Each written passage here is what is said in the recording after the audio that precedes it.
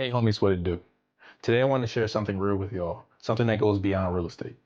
One of my clients, a single mother of six, bought her first home this summer, and it was a huge milestone for her family, something she worked hard for and truly deserved.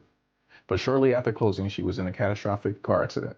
She spent about 4 months bedridden, went through four major surgeries, and now she's wheelchair bound as she continues to heal. This season has been unbelievably tough for her and her kids, emotionally, physically, and financially. And as her realtor, but more importantly, as another human being and a friend, I can't just sit back and watch her struggle. So this year, I'm sponsoring her and her six children for Christmas.